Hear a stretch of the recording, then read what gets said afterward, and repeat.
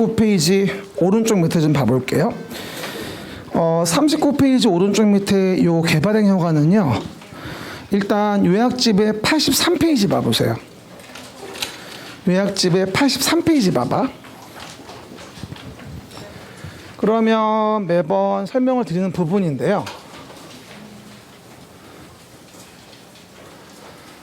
그럼 개발행위 허가와 관련된 부분이 보일 거예요.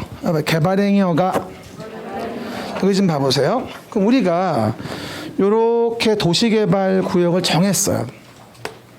그럼 도시개발구역 정한 곳에 가면 만약에 이런 식으로 도로 등의 기반시설 배치 규모, 건축물 용도 제한, 건폐 용적률 등 세팅을 하잖아 이렇게. 그죠? 그러면 도시개발구역에서 도시개발 사업을 해요. 그럼 도시개발 사업으로 이루어지는 건물 건축 같은 거는 개발행위 허가 사항이 아니죠. 왜? 이건 도시개발 사업으로 하는 거니 허가 안 받지. 도시계획 사업이니까. 하지만 도시개발구역에서 도시개발 사업으로 하지 않고 만약에 건물 같은 걸 짓는다 가정을 해보자고요. 그럼 도시개발 사업에 의하지 아니하는 건물은 이건 뭐다? 도시개발 사업에 의하지 않고 하니까 개발행 허가를 받아야 됩니다. 그렇죠? 그럼 아무리 도시계획 사업에 부재해 있어도 그 도시계획 사업으로 하지 않는다고 한다면 난개발 방지에서 뭐가 되죠? 따로 개발행위 허가를 받아야 되는 거예요.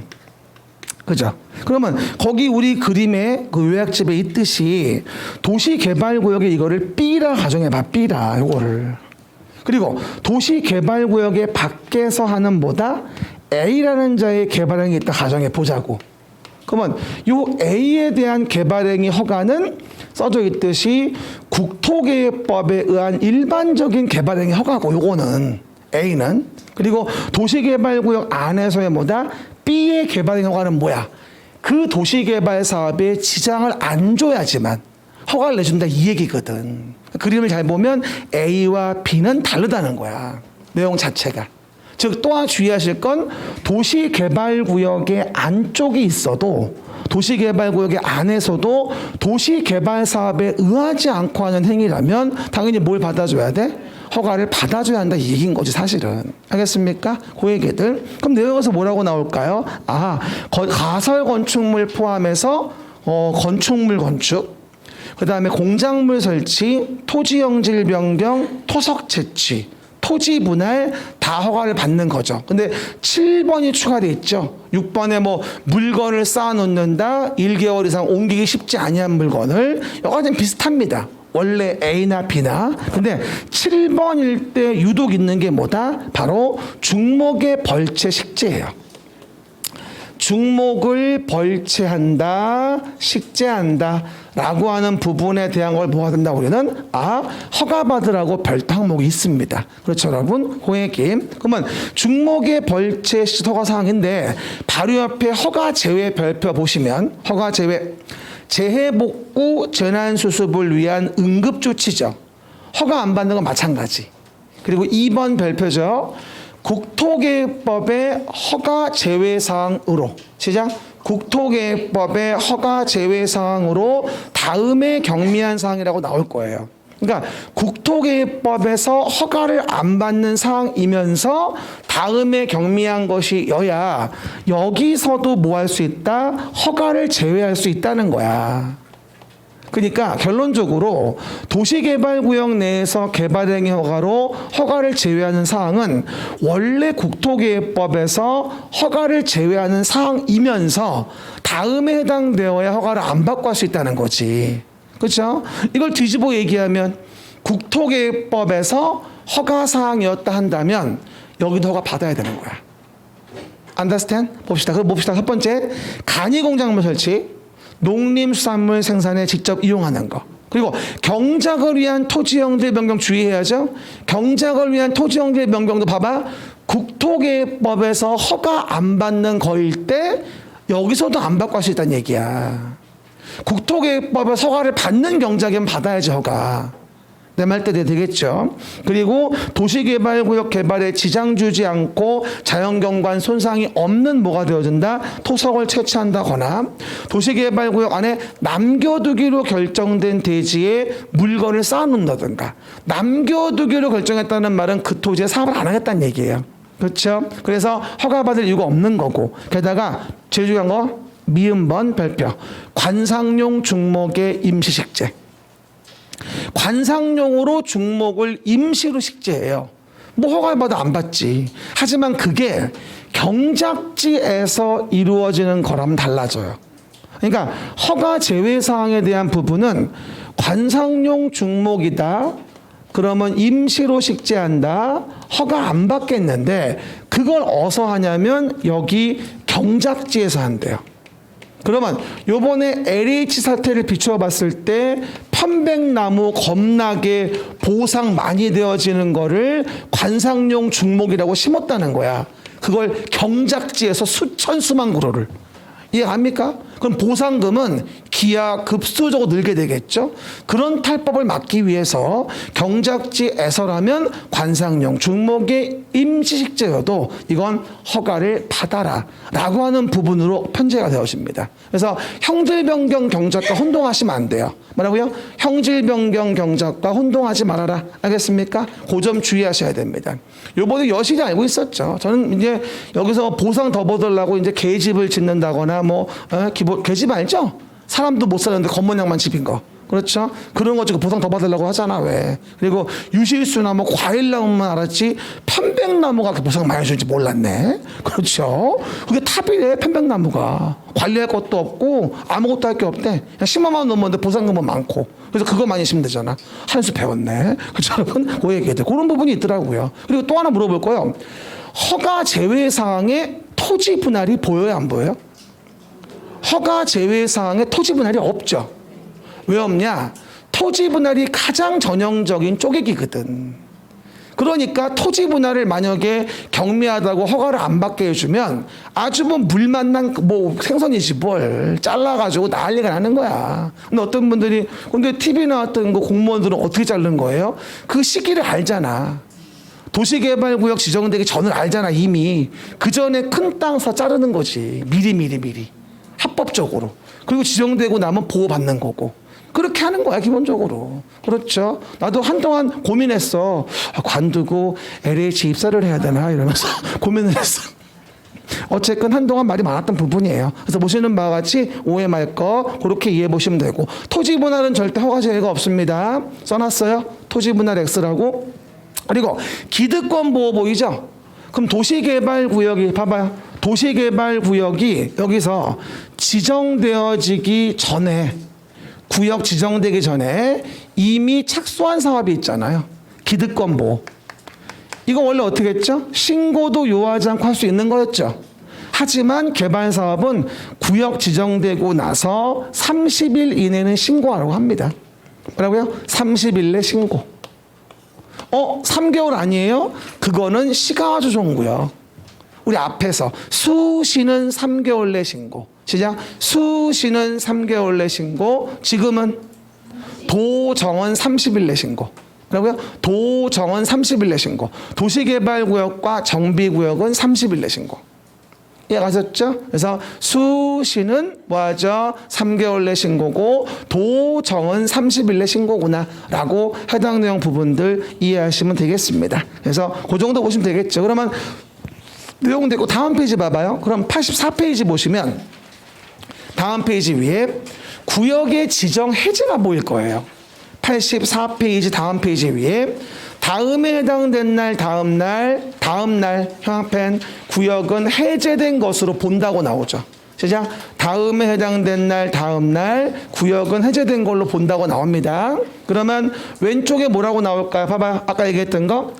도시개발구역이 지정됐다. 3년을 주고 안 하면 뭐가 되죠? 다음날 구역은 해제된 걸로 간주합니다. 다음날 까먹지 마시고요. 됐죠? 그러면 구역에서 실시계획까지 몇 년 주는 거야? 3년 준다고 이해하시면 돼요. 그렇죠? 근데 왼쪽 맨 밑에 보면 공사가 완료됐대요. 형아펜 공사 완료 공고. 시작. 왼쪽 밑에 왼쪽 공사 완료 공고. 그렇죠? 그러면 공사가 제대로 완료가 됐다면 당연히 다음 날 해제를 간주합니다. 그러면 두 가지죠. 여기 봐요. 여기서 여기 3년 주고 안 하면 해제하여야 하고, 제대로 공사가 완료됐다면 해제해야 한다, 이 얘기인 거예요. 됐죠? 근데 공사 완료에 대한 부분에서 환지 방식이면 뭘 얘기한다? 환지 처분 공고일 다음 날을 얘기하는 거고요. 뭐라고요? 형아펜 환지 방식이면 환지 처분 공고일 다음 날을 얘기합니다. 그렇죠? 하지만 바로 옆에 거꾸로 개발 계획을 먼저 만들어서 오른쪽 위 구역을 정하는 경우다. 아까 녹관농자 기억나요? 구역 먼저 정하고 계획 만드는 거. 그러면 그러면 구역 정하고 나서 개발 계획까지 몇 년 주죠? 2년 줍니다. 안 하면 2년 된 다음 날 구역은 잃겠죠. 오른쪽에. 그리고 330만 이상이면 5년 줍니다. 또 개발 계획에서 실시 계획 몇 년 주겠죠? 3년 주는데 거기서 330만 이상이면 5년 줍니다. 그렇죠? 작년도에 이게 나왔어요. 2년, 3년, 5년 빵꾸 뽕뽕뽕 뚫어 메꾸시오. 작년 문제였죠. 요건 나온다고 제가 많이 얘기했었죠. 그래서 구역의 해제와 관련된 부분도 봐봐요. 왜 해제를 시킬 수밖에 없는 거냐면 요 A보다 이 B가 규제를 많이 받기 때문이에요. A보다 B가 규제를 많이 받으니까 사업이 진행되지 않으면 없애야지. 사건전이 심해지니까. 그래서 기간 지나면 해제를 하여야 하고 제대로 완료가 되면 해제해야 한다는 얘기예요. 근데 문제는 아까 뭐였죠? 도시개발구역이 지정되어지면 이 동네를 도시지역 같은 걸로 왜 간주했잖아요. 왜? 그죠? 그런데 만약에 도시개발구역이 해제가 됐다면 얘를 놔둘 수가 없잖아. 원래대로 환원 간주할 수밖에 없는 거예요. 왼쪽 맨 밑에 환원 간주. 시작. 환원 간주. 해제의 효과 좀 봐보세요. 도시개발구역 지정 전의 용도지역 및 지구단위 계획구역으로 각각 형합한 환원 폐지된 것으로 본다. 왜? 도시개발구역 지정돼서 의제된 건데 해제됐으니 환원되는 거지. 다만 뭐는 제외하죠? 공사 완료로 인한 경우는 환원되지 않는다는 점. 우리 판교, 송파위례 도시개발 사업으로 본다면 사업 다 끝나서 도시로 잘 쓰고 있는데 공사 완료로 해제가 됐는데 원래대로 환원시키겠어요? 택도 없는 소리지. 그래서 요거는 어디 가나 마찬가지라고 제가 국토계획법 볼 때부터 말씀드렸었어요. 기억나요? 원인행위로 인한 결과행위가 있다면 원인행위 해제되면 결과행위도 환원된다. 기억납니까? 하지만 공사 완료로 인한 경우라면 그러하지 아니하다라고 항상 설명을 드렸었죠. 그 얘기. 그러면 돌아와서 그림책 39페이지 오른쪽 맨 밑에 봅니다. 39페이지 오른쪽 맨 밑에. 그러면 정비구역과 동일하게 개발행위 허가란 말이 보일 거예요. 보입니까? 기득권 보호는 30일 내 신고라고 되어 있고요. 허가사항 쫙 나와 있고 단서에 허가받지 않는 사항이라고 되어 있죠. 국토계획법의 허가 제외사항으로서. 됐습니까?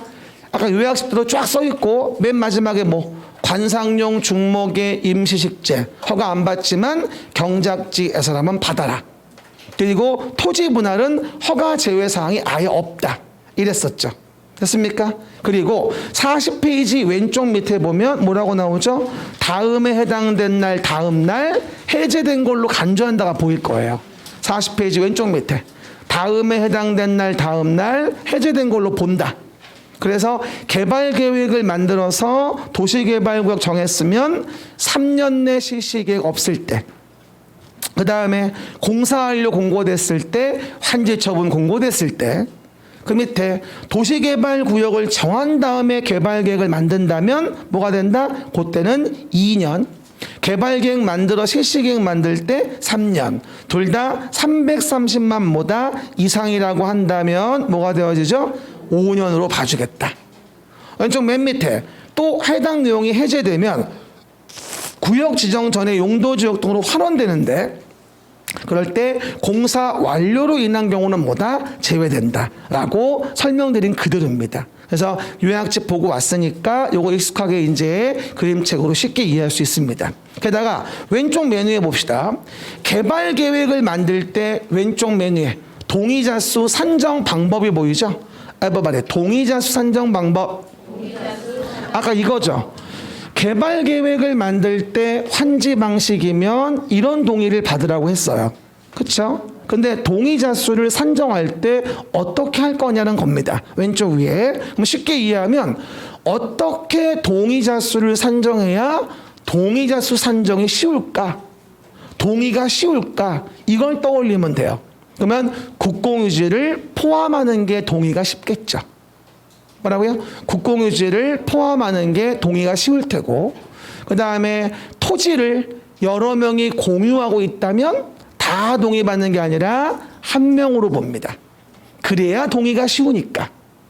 그리고 집합 건물이면 대지권 등이 되어 있는 거 알고 있죠? 그럴 땐 어쩔 수 없이 토지 부분도 각각으로 갑니다. 집합 건물이라면 각각. 시작. 집합 건물이라면 각각. 지금 무슨 말인지 아는 거 맞죠? 됐고요. 그리고 구분 소유권이 분할됐다면 소유자 수가 증가될 텐데, 그러면 증가된 수를 고려하면 동의가 어려워져요.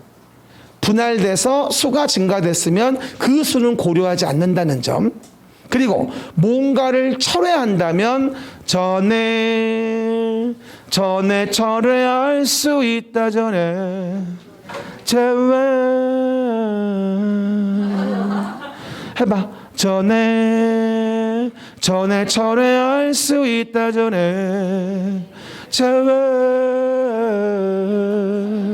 이게 되게 중요해요. 어느 법에 어딜 가나 동의가 나오면 철회하려면 전에 해야 돼. 일정한 서류가 접수가 되고 나서는 철회가 안 되는 거예요. 그 전에 철회할 수 있는 거지. 그리고 철회했다면 그거는 동의의 수를 제외하는 거예요. 여기만 나오는 게 아니라 정말 많이 나와요, 이 지문이. 그리고 주의할 건 어떤 서류가 접수되고 나면 철회 못하죠. 철회는 전에 할 수 있는 거니까. 그러면 그 이유는 어떻게 할까? 철회 못하니까 팔고 나가는 거야. 그러면 소유자가 바뀌지. 소유자 변경됐다면 기존의 소유자 동의서 기준이야. 왜? 한 토지가 사업 끝날 때까지 100명은 바뀌어 소유자가. 그러면 100번 동의받으라는 얘기야, 그 토지에 대해서? 말도 안 되지. 어느 서류 동의를 받아? 그럼 어떻게 돼야 돼? 처음에 동의한 놈이 소유자 변경되면 변경된 소유자 동의를 또 받는 게 아니라 그냥 기존의 소유자 동의서 기준 뒤집어 얘기하면 동의는 승계된다 이 얘기야. 그렇지 않으면 맨날 원점인 거야. 봐봐. 동의자 수 산정 방법 나올 때 항상 뭐라고 이해하자? 어떻게 해야 동의가 쉽지? 시작. 이걸 이해하고 질문을 하면 훨씬 쉬워집니다. 공법은 그닥 외우는 법은 사실 아니에요. 매번 얘기하듯이 이해하고 나면 굳이 외울 게 없어요. 거기 맞춰서 하면 되는 거니까. 스토리텔링이 그래서 중요한 거야. 제가 자꾸 스토리 맞춰주잖아. 맞춰주려고 일부러. 그래야 기억이 잘 나, 그게. 그렇죠? 그 얘기들. 문제 2번 볼게요. 문제 2번. 도시개발법령상 도시개발구역의 지정 및 행위 제한에 관한 설명으로 틀린 거라고 나옵니다. 시작. 도시개발구역의 지정 및 행위 제한. 시작. 도시개발구역의 지정 및 행위 제한. 1번. 도시개발구역은 원칙적으로 시도지사 대도시의 시장이 지정할 수 있다. 시도대장 땡큐. 두 번째. 공공기관의 장이 30만 제곱미터 이상으로 국가계획과 밀접한 관련이 있는 도시개발구역의 지정을 제안 동그라미 하고 하면 국토교통부 장관이 정할 수 있다? 제안이 나왔으니까 앞에는 국장에 대한 것이기 때문에 공공기관 정부 출연기관의 장이 30만 이상인 거예요. 39 오른쪽 메뉴에 써 있죠. 39 오른쪽 메뉴에 써 있죠. 이해 가시렵니까? 오른쪽 맨 위. 이해가셨습니까? 그래서 맞는 질문이에요. 그러니까 키워드 잘 찾아야 돼. 그러니까 제한인데 특도시군구에게 제한이 아니라 국장에게 제한이잖아. 그러면 공공기관 아니면 정부 출연기관장이 나와야 맞는 거지. 이렇게 탁탁탁 맞춰서 끊어줘야 돼. 안 그러면 못 골라 지문을. 맨날 읽다가 어벙벙 다 틀리는 거야. 그러면 안 돼. 알았죠? 그 얘기 정확히 해야 돼. 그 다음에 3번 볼게요. 국가지방자치단체 조합을 제외한 시행자는 형 앞에 가봐요. 특별자치도 시군구. 뒤에 제한 동그라미. 특별자치도 시군구니까 제한이니까 국가지자체 조합 제외 맞네. 이렇게 세팅해줘야 돼요. 그렇죠? 그리고 4번. 경작지에서 관상용 중목의 임시식재는 허가받지 아니하고 할 수 있다? OX. 경작지 때문에 X인 거야. 아까 편백나무 기억나죠? 본격적으로 탈법을 해서 보상금 더 받아 먹으려고 하는 거지. 그래서 만약에 관상용 중목의 임시식재는 허가를 안 받지만 그걸 경작지에서 한다면 받아야 되는 거야. 형질병병과 혼동하면 안 돼요. 요번에 6월달 모의고사에도 아마 이 문제가 있을 거예요. 맞추세요. 6월달도 제가 냈어요. 모의고사. 5월은 딴 분이 냈는데 6월은 제가 냈습니다. 그래서 아마 좀 친숙할 거야. 근데 6월은 조금 어려워. 제가 4월에 냈던 것보다는 6월이잖아. 그래서 아마 점수 안 떨어지면 잘한 걸로 아시면 돼요. 저번 시험하고 비슷하게 나왔다 그러면 잘한 거야. 그렇죠? 조금씩 어려워지는 거니까. 실제 출제 의뢰가 올 때 난이도 개수를 알려줘요. 이번에는 중자가 20개밖에 안 돼요. 원래는 상자가 별로 없었거든요. 이번엔 상자가 5개는 될 겁니다. 그래서 그런 부분들은 감안하시고 보시면 돼요. 실제가 하면 뭐예요? 상급이 12문제야 실제는. 아직 중간밖에 안 왔어. 알았죠? 그렇게 이해하시면 돼요. 그다음 5번 볼게요. 환지 방식에 의한 사업인 경우에는 그 환지 처분 공고일 다음 날에 도시개발구역은 해제된 것으로 본다. 맞죠? 40페이지 왼쪽 맨 밑에. 환지 방식이면 환지 처분 공고일 다음 날 해제된 걸로 본다고 얘기했었죠. 어디? 40페이지 왼쪽 맨 밑에. 나중에 또 우리가 뭐 다음 주에도 알지만 오후에 뭐 기출문제 볼 때도 봐봐요. 그림책이 없는 게 별로 없어요. 사실 없어요. 그렇죠? 그러니까 새로 나왔을 때 우리 시험 보면 처음 만나는 10개는 안 나올 수 있습니다. 하지만 그동안 나왔던 거는 거의 다 그림책에 있다고 봐도 무리가 없습니다. 알겠습니까? 그 정도. 그럼 돌아와서 이제 우리 시행자 좀 볼게요. 40페이지 봅니다. 돌아와 40페이지. 두 팔을 들고 기지개 좀 켜고 목 좀 돌리고 눈도 좀 뜨기를 바랍니다. 목도 좀 돌리고. 그리고 제가 매번 여러분에게 설명을 드립니다만 어쨌든 이왕 하는 공부 즐거운 마음으로 하셔. 그렇죠? 막 인상 쓴다고 뭐가 달라지진 않아. 그렇죠? 어차피 할 거라면 즐겁게. 그리고 어떤 신념을 가져야죠? 나는 된다. 할 수 있다. 라고 될 거다. 합격이 된다. 이건 명백한 사실이다. 이걸 전제하에 공부를 해야 돼. 근데 공부하면서도 되겠어? 그럼 되겠냐고. 그러니까 된다는 기정사실에 놓고 그리고 열심히 사는 거야. 그러면 좀 덜 지루해요 사실은 공부하는 게. 그렇죠? 근데 뭐 안 된다고 맘먹고 하면 재미가 없지. 그렇죠? 근데 안 된다고 생각하시면 왜 그러는 거예요? 모르겠으니까. 그렇죠? 근데 언젠가는 될 거예요. 너무 염려하지 마시고. 그렇죠? 당연히 되지 안 되겠어요. 봐요. 어쨌든 봐요. 그러면 구역이 지정되고 나서 이제 뭐가 나오죠? 시행자가 있고 시행자가 실시 계획을 만든다고 했죠. 그럼 이제 뭘 배워야 돼? 이걸 배워야 돼. 시행자와 실시 계획. 이게 나오는 거야 이제. 두 번째 타임. 개발 계획을 만들어서 도시계획 정합니다. 그럼 봐봐요. 그럼 시행자는 아까 내가 얘기했습니다. 누가 지정한다? 지정권자가 시작. 지정권자가 시행자를 정해줍니다. 시작. 지정권자가 시행자를 정해준다. 가운데 봐요. 동그라미 지정권자. 그러면 공공은 누구죠? 국가, 지방자치단체, 공공기관. 이 공공기관이 바로 정부의 공기업이라고. 그래서 제가 한국토지주택공사 등만 넣어놨지만 이거 말고도 뭐 수자원공사, 관광공사, 농어촌공사, 철도공사 여러 개 공사가 많아 사실은요. 총 7가지의 공공기관이 정부 공기업으로 시행자가 될 수 있습니다. 여러분 생각보다요. 토지주택공사 다음으로 도급순위 2위가 수자원공사예요. K-워러 수자원공사. 은근히 걔네가 많이 해. 그래서 경기도에도 시흥 안산 쪽의 사업은 수자원공사가 대부분 다 했어요.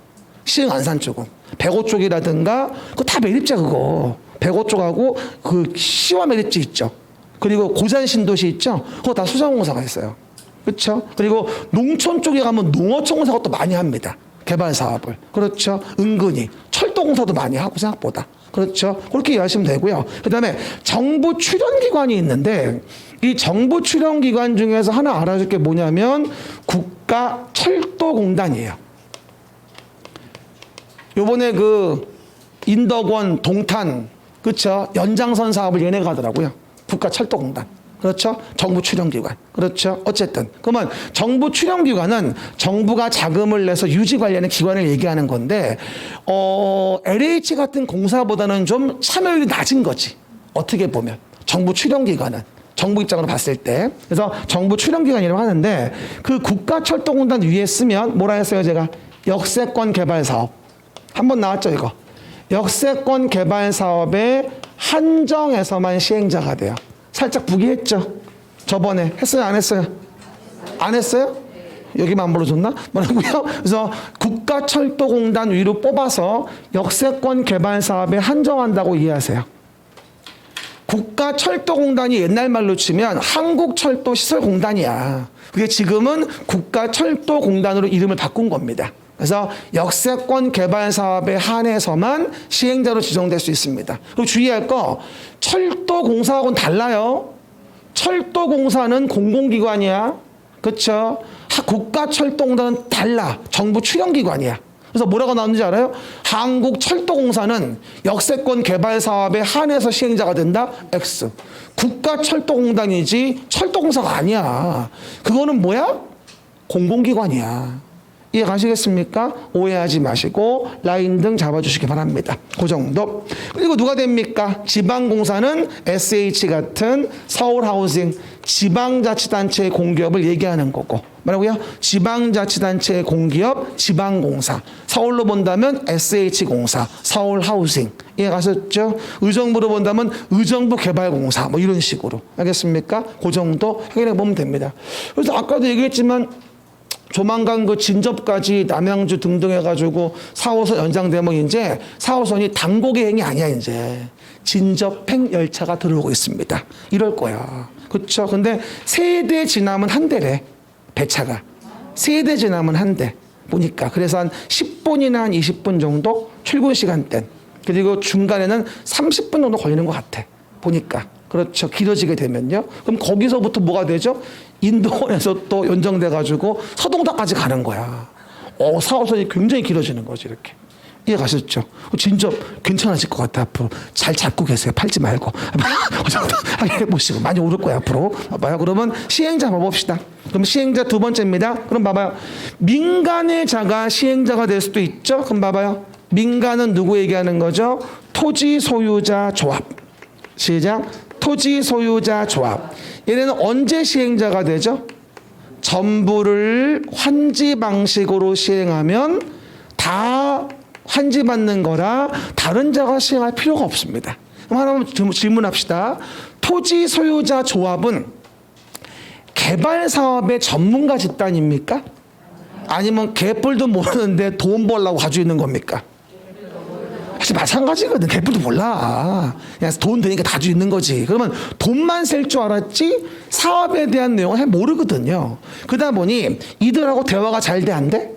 안 돼. 그러다 보니까 사업이 많이 지연되어져요. 그래서 어떤 방법을 쓰냐면 안 되겠다. 야, 이럴 때는 바로 밑에 별표 지방자치단체 등을 시행자로 지정해서 시행케 하자. 라고요? 지방자치단체 등을 화살표 해봐. 지방자치단체 등을 시행자로 정해서 시행케 하자. 원래는 소유자 조합이 시행자지만 화살표. 이해갑니까? 바로 그 밑에다가 토지 소유자 조합 그 밑에 지자체 등이라고 돼 있잖아. 화살표 합니다. 그러면 그 지자체 등의 등은 누굴 얘기하는 건데? 토지주택공사, 그 다음에 지방공사, 그 다음에 신탁업자. 시작. 토지주택공사, 지방공사, 신탁업자. 이게 30회 때 뭐라고 나왔냐? 국가를 집어넣어서 국가. 지자체 등에는 국가는 없거든. 그래서 국가가 아니라 지자체 등은 지방자치단체, LH의 토지주택공사, 그 다음에 지방공사, 신탁업자 이 중에 누구를 정해서 소유자 조합을 대신에 시행케 할 수 있다는 얘기야. 이해 가셨죠? 근데 요번에 저는 원래 기출은 2번이 나왔거든요. 2번. 지자체장이 병행하여 시행할 필요가 있다. 이게 뭘 의미하는 거지? 규모의 경제를 얘기하는 거야. 지자체장이 이왕 하는 거 병행해서 하면은 소유자 조합이 시행하는 걸 같이 일사천리로 진행할 수 있잖아요. 그러면 지자체 등을 시행자 정할 수 있어. 답은 국가였단 말이야. 그 당시 답은. 근데 저는 또 나온다면 1, 2, 3번에 사유를 고르라고 나오지 않을까. 또 나온다면 1번 좀 읽어봅시다. 소유자 조합이 개발계획의 수립고시 일로부터 봐봐. 소유자 조합이 개발계획의 수립고시 일로부터 1년이 지나도록 시행자 지정 신청을 안 한 거야. 그럼 어떻게 되죠? 소유자 조합인 사업을 믿고 기다리기가 어려운 거죠. 개발계획 수립고시 일로부터 1년 되도록 소유자 조합이 뭐 안 했다? 시행자 지정 신청을 안 했으면 지자체 등을 시행자로 정할 수 있다. 물론 6개월 범위의 연장은 가능하지만 두 번째 얘기했고 세 번째 봐봐요.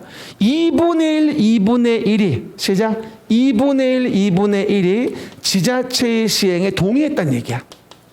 2분의 1, 2분의 1 우리가 배우는 것 중에 2분의 1, 2분의 1은 여기밖에 없습니다. 면적의 2분의 1, 토지 등 소유자 얼마 2분의 1 이해 갑니까? 총수의 지자체 시행 동의했다. 근데 봐봐 이 3번 지문으로부터 주의할 게 뭐냐면 국공유지를 제외한다고 나올 거예요. 아까 우리 뭐 조합 만들거나 무슨 뭐 개발 계획 만들거나 이런 거는 국공유지를 포함했잖아요. 이건 제외라고 나와요. 근데 이거를 왜 올라가지 말고 이해를 해봐. 물어볼게요. 소유자 조합이 시행자잖아. 그지? 근데 면적의 2분의 1 and 소유자 총수 2분의 1이 뭐가 된다? 해당 내용 부분에 대해서 동의해서 지자체 등이 시행자가 되는 거잖아. 소유자 조합이 할 거를 이걸 국공유지를 포함한다면 어떤 일이 벌어질까? 국가 지자체가 소유자 조합 사업을 뺏어오고 싶으면 뭐라고요? 지가 포함돼서 완빵 동의안 뺏어올 수 있는 거야. 말 된다 안 된다? 그러니까 제외야. 그렇죠. 그러니까 한마디로 뭐냐면 일반적으로 제외에 대한 내용은 국공유지 제외는 뭐 민간자가 뭐 소유해야 한다든가 민간자가 뭐를 제한한다든가 그리고 민간의 뜻을 분명히 알아야 될 필요가 있을 때 그럴 때는 제외할 수밖에 없는 거야.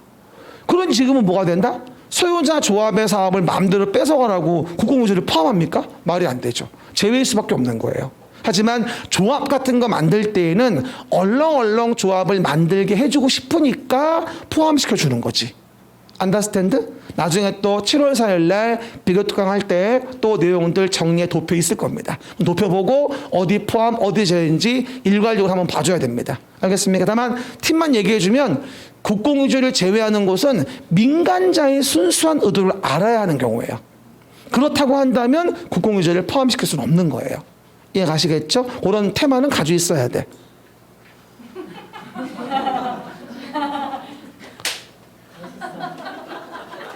나 자고 있는 거야. 나도 잘 거야. 안 되겠어 이거. 나도 졸려. 참는 거지. 허리 아파요? 그건 좀 눈 좀 떠봐봐요. 이렇게 해봐.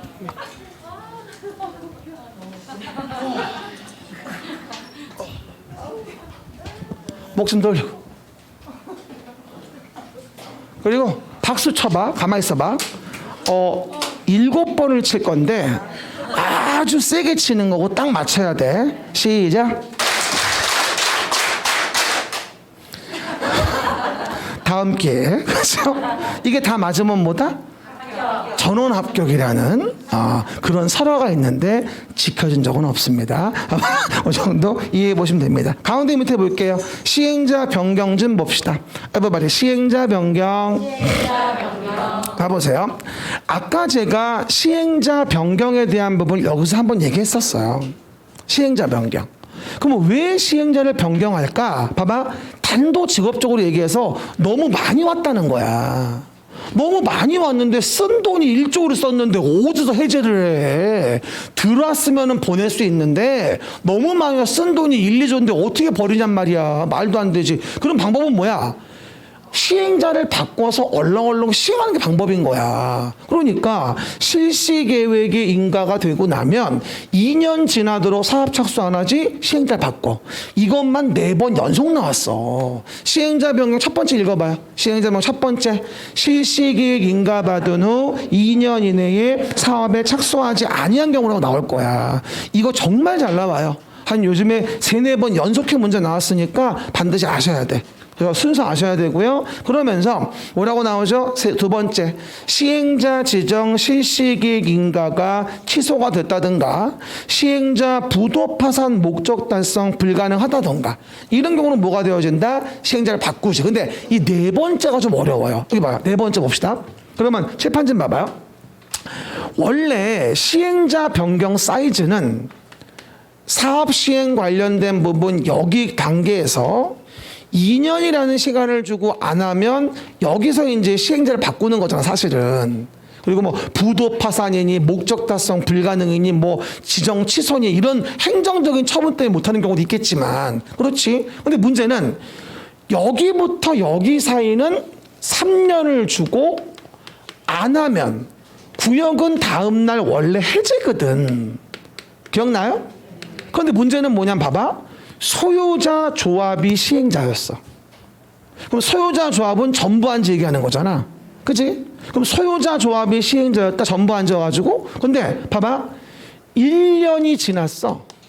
1년. 근데 구역 지정되고 아직도 실시행자시 없는 거야. 소유자 조합이 시행자인데 그럼 어떻게 되겠어? 2년만 더 지나면 3년이 완성돼. 그러면 구역은 해제 간주돼. 그러면 소유자 조합을 믿고 1년 지났는데 2년 더 기다려 보아서 해제를 맛봐야 정신을 차리겠어? 아니면 얼렁 시행자 바꾸는 게 맞겠어? 후자 얘기란 얘기야. 원래 요 단계는 구역 해제예요. 원래가 구역 해제인데 소유자 조합이 시행자인 전부한지 방식이면 못 믿겠는 거야. 소유자 조합을 사업을 없애고 싶진 않고 그러니까 싹수 놀할 때 아싸리 2년 더 지나 3년 완성되기 전에 시행자를 바꾸자는 거지. 그럼 이렇게 이해합시다. 봐봐 손 들어봐. 오른손 들어보면 구역에서 실시계획 요거가 나오면 두 가지 기억하셔야 돼. 3년 나오면 다음날 해제 간주고 1년 나오면 시행자 변경이에요. 소유자 조합이 전부한지일 때. 그러니까 한 번 더 구역에서 실시계획 나오면 40페이지 왼쪽 밑에 있듯이 3년 나왔을 땐 구역에 해제 간주고 가운데 밑에 있을 때 1년 나왔을 땐 전부한지의 소유자 조합이면 시행자 변경인 거야. 3년, 1년 두 가지 기억하라고. 이해 가셨죠? 그러면 안 헷갈릴 거야. 사실은 그게 40페이지 왼쪽 밑에 구역 해제 간주하고 가운데 시행자 변경을 잘 연결해야 돼요. 따로 외우시면 못 외워 이거. 스토리 라인 알고 요 구조를 이해하셔야 돼.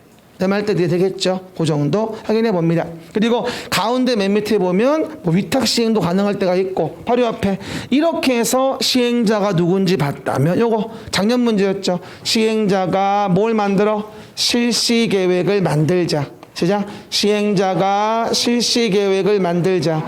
올해 실시계획이 또 나올 확률은 저는 그닥 없다 봅니다. 간단하게 봅니다. 오른쪽 위 시행자는 실시계획이라는 걸 뭐하죠? 작성해야 되겠죠. 그리고 뭘 포함할까? 지구단위 계획이라는 거를 실시계획에 포함해요. 이게 봐요. 그럼 아까 뭐였죠? 도시지역 및 지구단위 계획의 구역으로 지정된 걸로 간주했죠. 도시개발구역 지정되면 요 동네를. 근데 지구단위 계획의 구역을 간주한다고 했지? 지구단위 계획까지 간주한다고 안 했어요.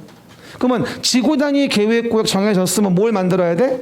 그렇지. 지구단위 계획 만들어야지. 서울시 일부인 요 마곡지구에다가. 그럼 지구단위 계획 내용이 뭐였지? 반드시 포함. 기반시설 배치 규모, 건축물 용도 제한, 건폐 용적률, 높이의 최고 최저한도 그 지구단위 계획을 실시계획에 넣어서 만들어. 됐죠? 정리. 도시개발구역 정해지면 그 동네를 도시 및 지구 단위 계획 구역으로 간주하고 시행자는 실시계획 만들 때 지구 단위 계획을 넣어서 만들어주며 그 실시계획은 개발계획에 부합해야 한다. 왜? 아래에 있는 계획은 위에 있는 계획 적합해야 되니까 실시계획은 오른쪽 위 개발계획에 부합해야 되겠죠. 외울 거 한 개도 없어. 그냥 이해만 하면 돼. 됐죠? 그리고 나서 그 밑에 실시계획을 인가하려면 지정권자가 인가하는데, 그쵸? 인가하는데 국장이 지정권자면 시도 대장의 의견을 듣고 시도가 지정권자라면 대도시를 제외한 시군구의 의견을 듣습니다. 하나 주의할 거, 개발 사업에서 실시계획 인가는 주민 의견 청취가 없어요. 의견 청취 주민 쓰고 X 해봐. 의견 청취 주민 쓰고 X 제목에다가. 기억나시죠? 여기는 뭐다? 국장이면 시도 대도시에, 시도이면 대도시를 제외한 시군구, 즉 하급 행정청 의견을 듣는 거지 여기 주민 의견이 없습니다. 몇 번 나왔던 질문이에요. 그리고 또 하나 물어봅시다. 봐봐요.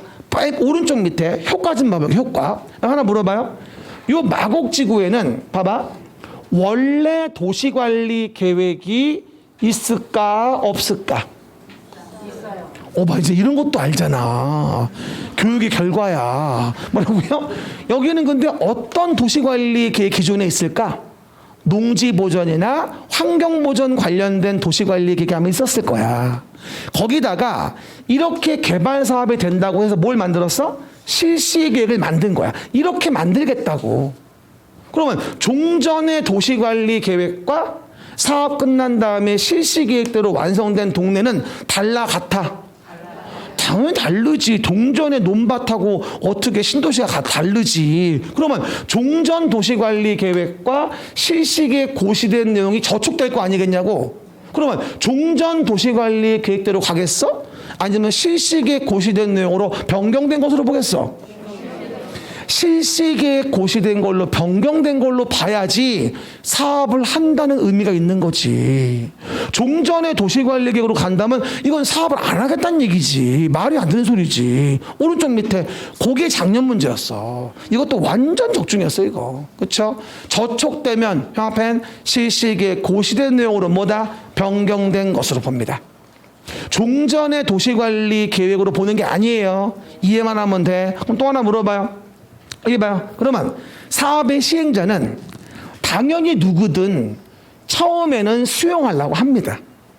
그러다가 돈이 없으니까 일부는 환지하고 일부는 수용할까? 혼용으로 가고. 그러다가 그도 여유치 않으면 전부 환지해. 이렇게 가는 거거든 사실은.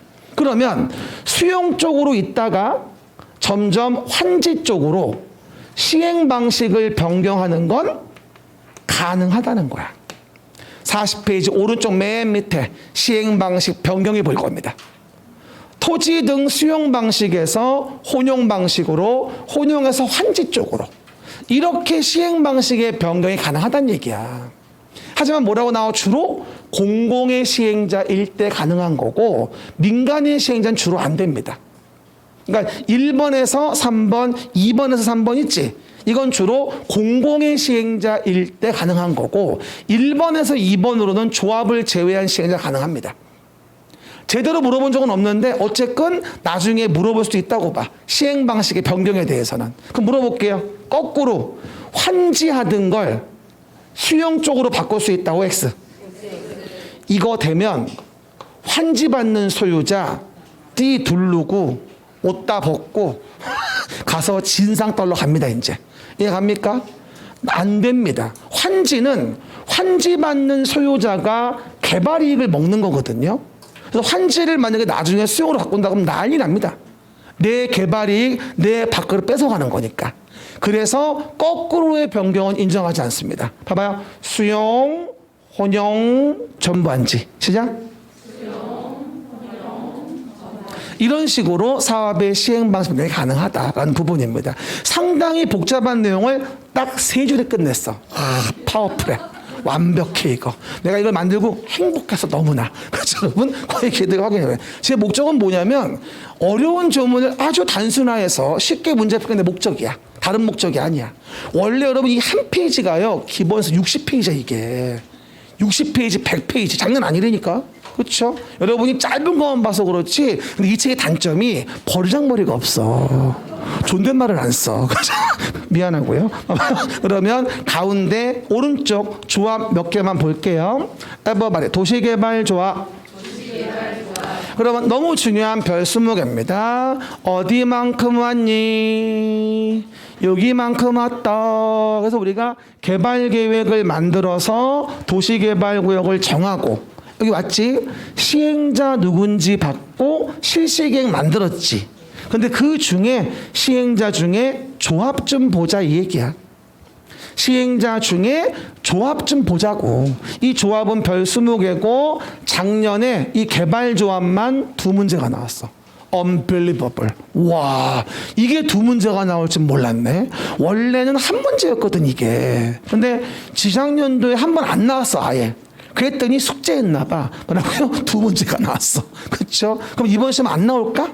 아니야. 한 개는 나올 거야. 그렇죠? 개발 조합은 원래 1개짜리야. 그리고 다음 주에 배우게 될 정비조합은 2개짜리. 주택법의 주택조합도 2개짜리입니다. 그래서 총 조합이 보통 5개쯤 나와요. 7월 4일 날 비교 특강할 때도 조합만 비교한 표가 있을 거야. B4지 3장 반. 그렇죠? 그래서 옆으로 쫙 비교할 거야. 지금 원고 들어갔으니까 이번 주말쯤에 나올 거야 책이. 그리고 책이 나오면 그때 가서 사지 말고 미리 사서 미리 봐. 나오는 대로. 그래서 중간중간 찾아보고 해야지 그때 가서 보기 좋아. 그리고 그 7월 4일 날 비교 특강을 하면요, 그날 모든 걸 다 볼 수는 없어. 그날은 틀만 짜주는 거고, 그리고 비교 특강 끝나고 나면 그 다음부터 뭐 하죠? 그림책이랑 비교집을 같이 볼 거야. 평소에. 이해가셨죠? 그래서 시험 볼 때 계속 보게 됩니다. 그래서 버티지 말고 듣는 게 좋아. 그래야 시험은 되니까. 내 말들 이해하겠죠? 7월 4일은 딴 스킬을 잡으면 안 됩니다. 봐보시고요. 그럼 조합 볼게요. 도시개발 조합은 메뉴의 제목에 뭐라고 나옵니까? 조합은 전부환지 방식에 한정하여 시행자로 지정된다. 시작. 아니 여기요, 이 말을 들으니까 또 오해하시는 분들이 있더라. 봐봐요. 참 보면 상상의 날개를 피고 앉았는 거야. 봐봐. 전부환지 방식이면 조합은 전부환지 방식에 한정해서 시행자가 된답니다. 맞는 질문이에요. 작년 기출이었고. 왜 그렇다? 이해관계가 복잡해지면 분쟁이 생겨가지고 전부환지 방식일 때만 조합은 시행자가 되게 해줍니다. 그럼 물어봅시다. 그 환지 방식은 조합만 시행한다는 얘기예요? 이건 다른 얘기야. 방향이 다른 거야. 환지 방식은 우리 11가지의 시행자가 다 할 수 있어요. 하지만 조합은 전부환지 방식일 때만 분쟁 방지를 위해 시행자가 될 수 있다는 얘기지, 환지 방식은 조합만 시행한단 말이 아니야. 그거 오해하지 말고요. 내 말 뜻 알지? 무슨 말이지 지금? 응. 확인할 수가 있어야지. 아는지 모르는지. 그 얘기들. 그리고 오른쪽 메뉴에 보면 행정심판이라는 부분이 보일 거예요. 에버바리 행정심판. 하나 물어볼게요. 도시개발조합의 시행자 처분에 대해서 소유자들은 행정심판 제기할 수 있다. 있어요. 오른쪽 위 지정권자에게. 어디서 많이 봤던 느낌인데 페이지 27이라고 써봐. 페이지 27. 그럼 그림책의 27페이지 보시면 정 가운데 밑에 행정심판이 보일 거예요. 페이지 27페이지 정 가운데 밑에 보면 행정심판이 보일 거야. 보이죠? 그래서 뭐라고 나와요? 도시계획 시설사업이지 거기가. 도시계획 시설사업이야 거기가. 그럼 도시계획 시설사업에 대해서 시행자 처분에 대하여 행정심판법에 따라 심판을 제기할 수 있는데, 행정청이 아닌 시행자의 처분에 대해서는 그 시행자를 지정한 자에게 심판을 제기해야 한다. 이거랑 똑같아요. 돌아옵시다. 그러면 조합은 민간이에요, 공공이에요? 민간. 그러니까 지정권자에게 제기한다는 얘기야. 그러니까 행정심판을 제기할 수 있는데 지정권자에게 제기해야 한다는 얘기지. 결론적으로는 제기한다면 지정권자에게 제기할 수 있다는 얘기고. 이해가셨습니까? 그 얘기. 똑같은 얘기입니다. 물어볼게요. 도시개발조합인 시행자의 처분에 대해서도 행정심판을 제기할 수 있다. O. 그 경우 조합을 피청구인 상대방으로의 심판을 제기해야 한다. X. 지정권자에게. 시작. 지정권자에게. 왜? 조합을 지정한 자가 지정권자니까. 27페이지 가운데 밑에랑 같다고 이해하시면 돼요. 그러면 봐봐, 결론은 행정심판 조문이 딱 두 군데 나와요. 도시계획 시설사업하고 지금 도시개발사업 두 군데만 나와요. 다른 곳에는 전혀 안 나옵니다. 행정심판 조문 자체가. 이해 가시겠죠? 그렇게 하면 단순할 수 있겠죠? 왼쪽에 볼게요. 그러면 조합을 만듭시다. 봐봐요. 그럼 조합은 토지 소유자가 모여서 조합을 만듭니다. 시작. 토지 소유자가 모여서 조합을 만듭니다. 몇 명? 7명. 그렇죠. 7명 이상이 모이죠. 그리고 뭘 만들까? 정관이라는 걸 만들겠죠. 그럼 정관은 개발구역의 면적에 대한 거, 그 다음에 임원 자격에 대한 거, 청산에 대한 거, 이런 것 등을 포함해 정관을 만들죠. 정관은 조합원의 권리 의무를 정한 약속 증서라고 이해하시면 돼요. 근데 물어봅시다. 그럼 정관은 주로 언제 만드는지 아세요? 법인이 시행할 때 정관을 만들어요. 이 조합은 말만 조합이지 실제는 법인이거든. 왼쪽 맨 밑에 보면 조합의 성격을 법인으로 한다고 나올 거예요. 왼쪽 밑에 보면. 그래서 민법 중 사단법인에 관한 규정을 준용한다고 나오고, 그쵸? 주된 사무소 소재지 변경은 신고한다고 나오고, 어디 가나 경미니까. 그럼 뭐 하나 팁을 줄게요. 그러면 법인 같은 조합 같은 애들은 정관이지. 그럼 예를 들어서 토지 소유자가 시행자가 된다면 뭘 만들까? 이럴 땐 규약을 만들어요. 그리고 지방자치단체가 만약에 시행자가 된다면 지방자치단체는 시행규정을 만듭니다. 여기만 그런 게 아니라 정비조합과도 마찬가지예요. 그렇죠? 법인성을 가진 조합, 한마디로 법인이면 정관이고요. 그렇죠? 소유자 적어야 돼. 멍하니 있지 마. 뭐라고요? 소유자면은 뭐다? 규약이고요. 지자체면 시행규정을 만드는 거예요. 이건 기본 원리니까 한 번 정도 적어놓고 팁으로 이해하시면 돼요. 소유자면 규약 만들고, 지자체면 시행규정 만들어 시행하고, 법인성이 있는 거라면 정관을 만들어 시행하는구나 라고 이해하시면 한방 해결할 수 있습니다. 아셨죠? 그 정도 위에다가 살짝 부기하시면 됩니다. 그럼 이제 동의를 받읍시다. 조합을 만들기 위한 동의에 대한 부분은 마찬가지. 면적의 3분의 2 and 소유자 총수 2분의 1. 시작. 면적의 3분의 2 and 소유자 총수 2분의 1. 제가 이거 나올 때 맨날 and 그리고 왜 이렇게 이걸 강조하냐면, 봐요. 정말 잘 속여요. 작년도에 뭐라 하는지 아세요? 앞뒤 바꿔놨어요. 2분의 1, 3분의 1을. 그 전년도는 뭐가 나왔는지 아십니까? 또는으로 나왔어. 와, 정말 쓰레기야, 쓰레기. 살 수가 없어요. 이게 왜 엔드가 중요한 거냐면 봐봐요. 매번 얘기합니다만 여기 100명이 있었어. 조합원 될 자들이. 그런데 만약에 갑하고 을이란 자가 전체 면적의 80%를 가지고 있다 가정해보자니까? 그러면 갑하고 을이면 100명 중에 2명밖에 안 되는 거야. 그럼 나머지 뭐야? 98명이라는 자가 면적의 20%를 가지고 있다는 얘기인데, 그러면 면적의 3분의 2만 만족입니다 이러면 갑을 손잡으면 끝나. 그냥 3분의 2가. 그럼 나머지 98명은 뭐야? 아무 말도 못하는 거. 저기 끝났거든 이러거든. 말이 안 돼. 그래서 최소한 소유자 총수의 2분의 1 이상, 적어도 50명은 돼야 돼. 지금 상황이면 동시만족이 돼야 되는 거야. 그럼 면적의 3분의 2 and 소유자 총수 2분의 1 동시만족이 돼야 되니까 지금 같은 경우라면 적어도 50명 이상은 돼야지만이 해당 내용의 조합 인가시 가능하다는 얘기죠. 이 의미를 이해하셔야 돼요. 이거 응용지문 잘 나와. 나중에 기출 다음 주에 얘기할 거야. 소유자 쫙 주고 소유한 면적 쫙 줘. 몇 명이 최소한 동의해야 하는가 이러고 나와요. 다음 주에 풀어봐. 재밌어. 여러분 동시만족을 고려하시면 돼. 됐습니다. 요게 and. 그리고 그 동의자 수 산정 방법은 여기는 조합 만드는 거니까 동의가 쉬워야 하겠지. 그래서 국공유주는 포함. 이건 단순히 조합 만들어 도와주는 거에 불과하니까. 그리고 그런 경우 분할 토지를 여러 명이 공유했다면 1명. 40페이지 왼쪽 위에 똑같아. 그렇죠? 집합 건물이면 각각. 구분 소유권 분할했으면 뭐가 된다? 증가된 수 고려하지 않는 거.